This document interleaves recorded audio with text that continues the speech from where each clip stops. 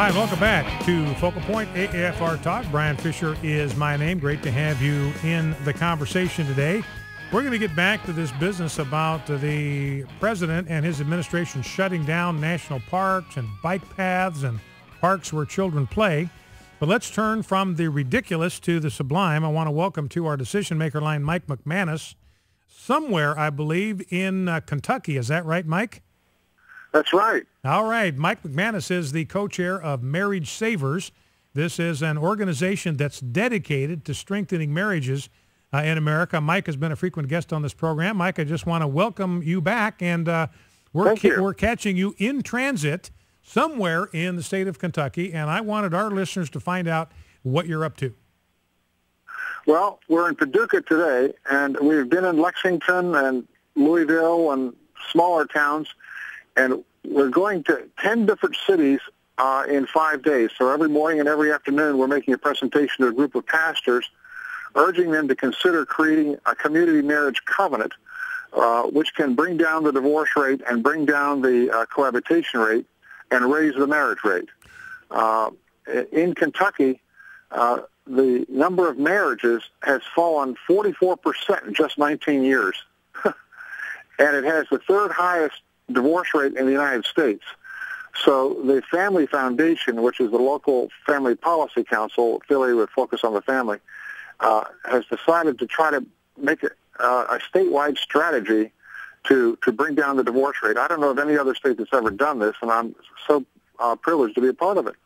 So this was arranged by a pro-family organization in the state of Kentucky, right. And they went out and found pastors that were concerned enough about the divorce rate in their communities and in their state that they were willing to come together and listen to a presentation from you about what they could do about this.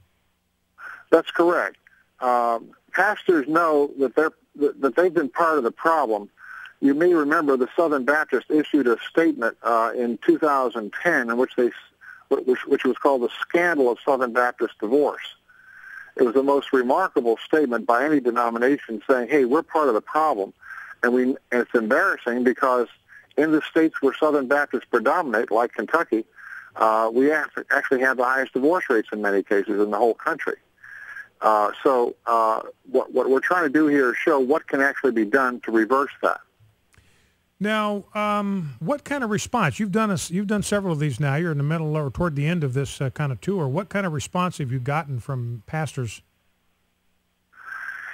Well, on the one hand, there's not as many showing up as you would like. To be honest, you keep hoping that there'll be 150 pastors there, and it turns out to be sometimes 50, but sometimes a lot less than that. But the people who come are deeply committed, and they're willing to help organize others to participate in creating a community marriage policy in their particular area. Now, go ahead. We came to a number of towns in Kentucky in the 1990s and had a marriage policy created, for example, in Elizabethtown, and the divorce rate in 5 years dropped by 18% there. So we have a track record here, but obviously that's a long time ago in 1996. And we're just coming back through now and going to some of the bigger cities as well as the smaller ones.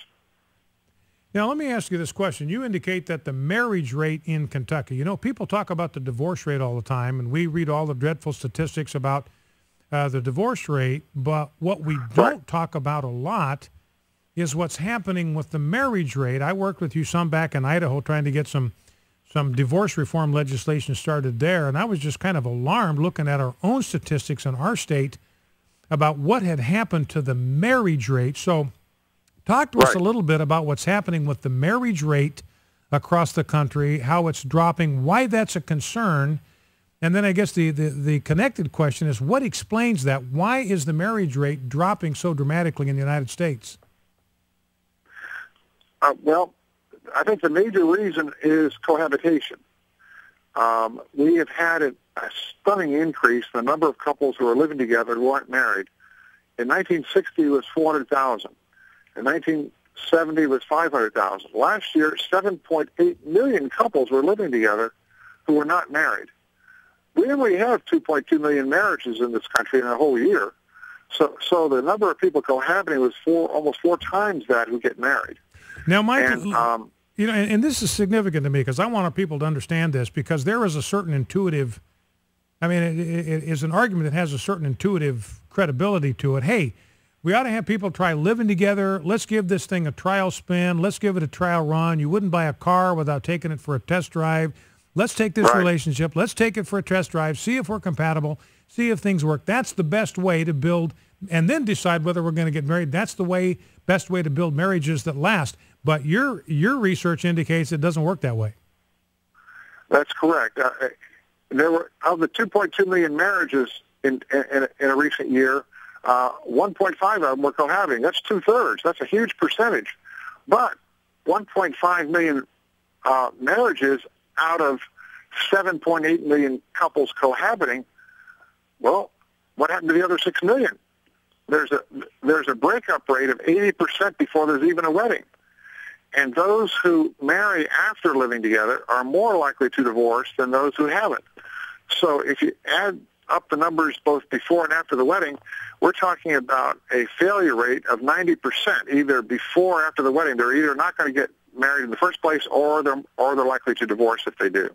So and these numbers are simply not known by the public, and the reason they're not known is that the pastors haven't preached on the subject.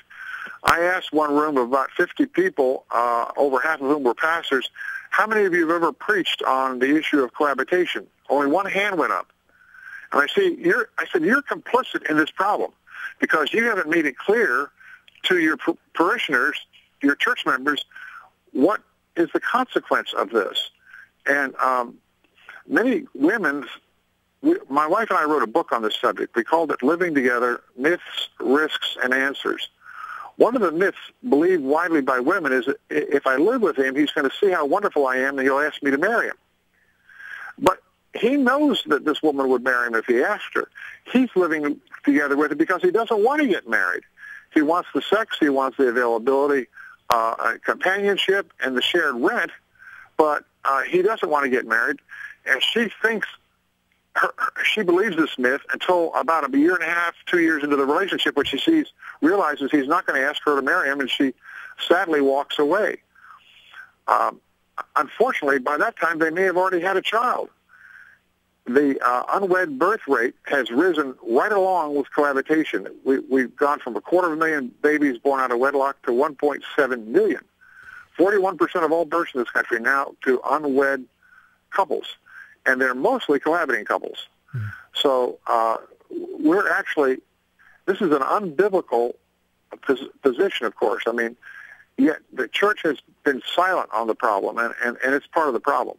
Well, and it seems, Mike, that, I mean, when you get that perspective, you understand how this is actually working, then you can begin to see how the dynamics of cohabitation, and I think you've made this point before, cohabitation is really not marriage preparation, it's divorce preparation. No. It's setting you up to get divorce preparation. That's right.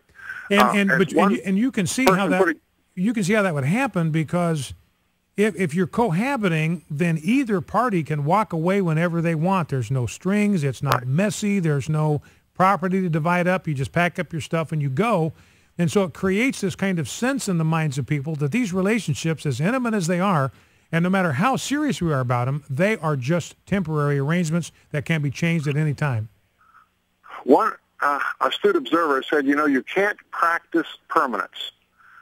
Marriage is supposedly a permanent commitment. And if you're living together to sort of test it out, this isn't a full commitment. It's a semi-commitment, if it's that. And it has to be deplored.